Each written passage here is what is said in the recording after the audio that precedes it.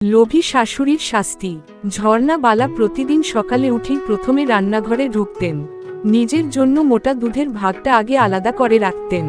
তারপর চাল বেছে বসতেন, কিন্তু বাঁচতে বাঁচতে ভালো চাল নিজের হাঁড়িতে, ভাঙাচোরা চাল বউয়ের হাঁড়িতে। তিনি প্রতিবেশীর কাছে গেলে বলতেন, ওরে রেনু, তোদের বাড়িতে যদি কই মাছটা বড় হয়, আমাকে খবর দিবি, আমি কিন্তু ফ্রি খাইতে আসুম।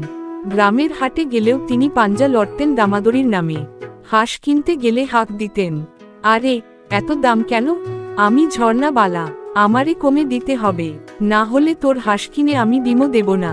সবচেয়ে কষ্ট হতো তার পুত্রবধূ মিতার।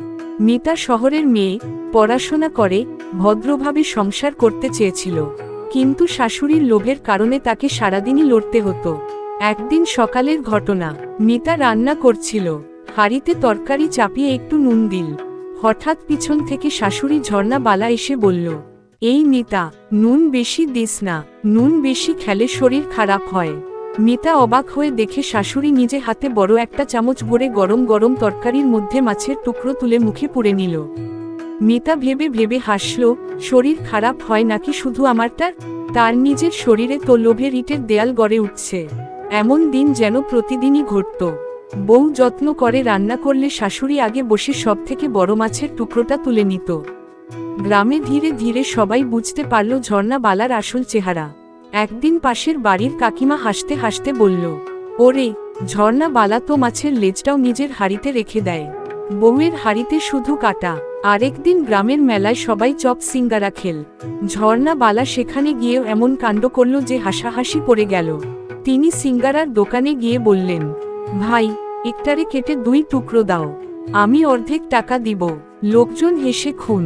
একদিন মিতা রান্নাঘরে বসে থাকল, হাঁড়িতে আলুর দম রান্না হচ্ছিল, পাশে এক হাঁড়িতে সে শুধু পানি ফোটাচ্ছিল।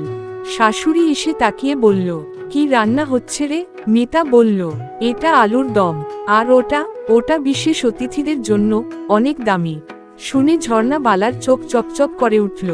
সেই সুযোগ বুঝে চামচ দিয়ে ওই হাঁড়ি থেকে তুলে মুখে পুরল, আর সাথে সাথে, কি রে মা, গরম পানি, আহা হা, জিভ পুড়ে গেল। রান্নাঘরের কাজের মেয়ে পেছনে দাঁড়িয়ে হেসে বলল, দেখছেন, দামি খাবার খেলেন তো। অবশেষে একদিন হলো গ্রামের সবচেয়ে বড় ঘটনা। গ্রামের ধনী জমিদারের বাড়িতে বিয়ে হলো, সবার জন্য দাওয়াতেল। ঝর্ণা বালা খুশিতে আত্মহারা। আরে, এত মিষ্টি, এত পোলাও, এত মাংস, আমি তো পেট ভরে খাবো। তিনি খাওয়া শুরু করলেন, থামলেনই না। পোলাও, মাংস, জিলাপি, রসগোল্লা, বরফি, সব একসাথে। লোকজন অবাক হয়ে দেখল তিনি অন্যের থালায়ও হাত বাড়াচ্ছেন। কিন্তু কিছুক্ষণ পরেই, ও মা গো, পেট ফেটে যাচ্ছে। শাশুড়ি ব্যথায় কাঁদতে কাঁদতে উঠলেন। ডাক্তার ডেকে আনা হলো। ডাক্তার হেসে বললেন, এই হলো লোভের ফল, এখন 1 মাস শুধু হালকা খিচুড়ি খেতে হবে। গ্রামের সবাই হেসে বলল, আহা, লোভী শাশুড়ির শাস্তি।